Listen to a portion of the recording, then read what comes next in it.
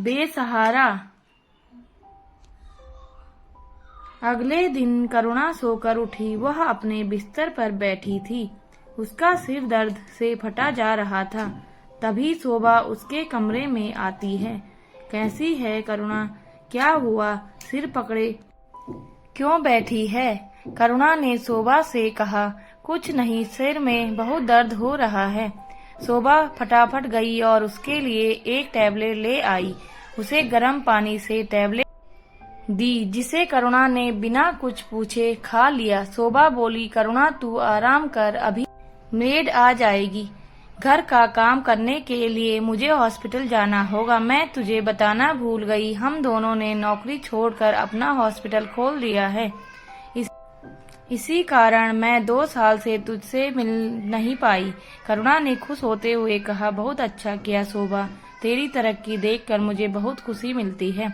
वैसे भी मेरी जिंदगी में अब बचा ही क्या है। अच्छा किया जो तू मुझसे मिलने नहीं आई। मेरी सास का व्यवहार बहुत खराब है। वो तेरी बेइज्जती करती तो मुझसे बर्दाश्त नहीं होता। शोभा बोली, बहन जो हुआ उसे भूल जा और नए सिरे से जिंदगी शुरू कर।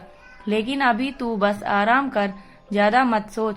भगवान ने तुझे बचा लिया। मैं लेट हो रही हूँ, तुझसे शाम को मिलती हूँ। और हाँ, घर का कोई काम मत करना, बस आराम कर। कुछ ही देर में मेड आ गई। शोभा ने उसे कुछ समझाया और वो चली गई। मेड करुणा के पास आई और बोली, मैडम आपको कुछ भी चाहिए हो तो मुझे आवाज दे देना। यह कहकर वह अपने काम में लग गई। करुणा फिर से सोने की कोशिश करने लगी। इधर शोभा हॉस्पिटल पहुंचकर मरीजों को देखने में व्यस्त हो गई। दोपहर को शोभा और करण दोनों लंच करने बैठे तो शोभा ने कहा, करण हम दोनों को करुणा के बारे में सोचना होगा। यह सुनकर करण ने कहा, देखो शोभा, तुम बहुत जल्दबाजी कर रही हो। तुम समझो, उसने अभी 6 महीने पहले अपने पति की मौत देखी है। उसके बाद पिछले 6 महीने में ये सब झेला है।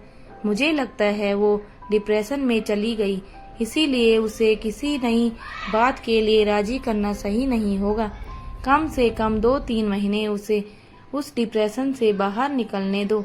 अभी 15-20 दिन उसे घर पर आराम करने दो, फिर उसे कभी कभी हॉस्पिटल ले आना, जिससे उसका मन बहल जाए।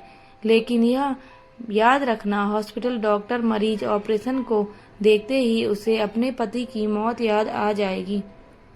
इसलिए सब कुछ धीरे धीरे करना। शोभा ने कहा, हाँ तुम सही कह रहे हो। इस सब से उभरने में उसे काफी समय लग जाएगा। करण ने शोभा की हाँ में हाँ मिलाते हुए कहा, फिलहाल एक काम करो, उसे 1 सप्ताह आराम करने दो, फिर उसे शॉपिंग पर ले जाना। उसे उसकी पसंद के कपड़े वगैरह की शॉपिंग कराना, उसे अच्छा लगेगा। शोभा मान जाती है। शाम को शोभा कुछ फल लेकर करुणा के पास पहुंचती है। शोभा कहती है, करुणा कैसा बीता दिन?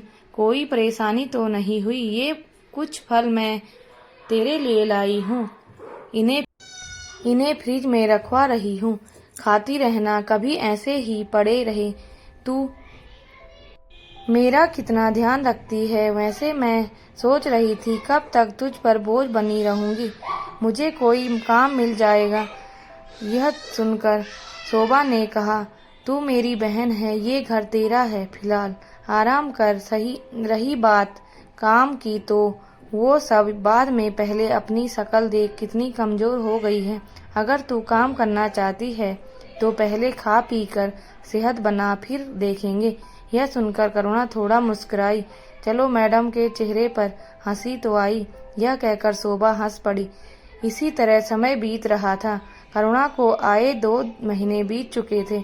इस बीच शोभा उसे कई बार बाहर घुमाने ले जाती थी, कभी कभी हॉस्पिटल ले जाती थी। करुणा अब बहुत बदल गई थी। वह अब हंसने लगी थी। शोभा की देखभाल से उसने अपनी सेहत को वापस पा लिया था। इसी बीच करुणा बार बार शोभा से काम के लिए कहती, लेकिन शोभा कोई न कोई बहाना बनाकर टाल देती थी। इसी बीच करुणा करण से भी काफी घुल मिल जाती है।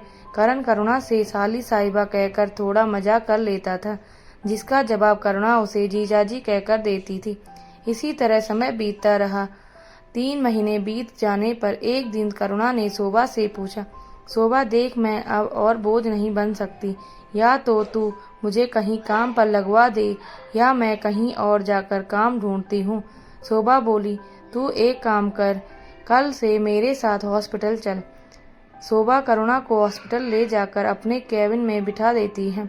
फिर करुणा शोभा के साथ साथ मरीज देखने जाती है। करुणा धीरे धीरे काम समझ रही थी। 15 दिन में करुणा सब कुछ समझ जाती है। शोभा उसे हॉस्पिटल की इंचार्ज बना देती है। वह अच्छी तरह सफाई का ध्यान रखती है, स्टाफ पर नजर रखती है, किसी मरीज को कोई परेशानी न हो उसका ध्यान रखती है। हॉस्पिटल में कपड़े धुलकर आते हैं उनका ध्यान रखती है। कुछ ही दिनों में पूरे हॉस्पिटल का काम संभाल लेती है। इससे शोभा का काम आधा रह जाता है। वह अब केवल मरीजों पर ध्यान देती है। हॉस्पिटल में कोई भी समस्या होती तो शोभा करुणा से पूछो यह कहकर उसे करुणा के पास भेज देती थी। करण का काम भी काफी हल्का हो गया था। करुणा पूरा हॉस्पिटल अच्छे से संभाल लेती है। एक दिन शोभा की तबीयत खराब हो जाती है। वह हॉस्पिटल में बेहोश हो जाती है। शोभा का चेकअप होता है तो पता लगता है कि वो प्रेग्नेंट है। यह सुनकर करण और करुणा बहुत खुश होते हैं। करुणा अब हॉस्पिटल के काम के साथ साथ शोभा का भी ध्यान रखने लगती है। वह शोभा की डाइट का बहुत अच्छे से ध्यान रखती थी। करुणा का साथ पाकर शोभा बहुत खुश थी। एक तरफ करुणा पूरा हॉस्पिटल संभाल रही थी, दूसरी ओर शोभा का अच्छे से ध्यान रखती थी। दोस्तों, यदि आपको हमारी कहानी अच्छी लगी हो तो प्लीज़ लाइक, कमेंट, शेयर और सब्सक्राइब करना न भूलें। धन्यवाद।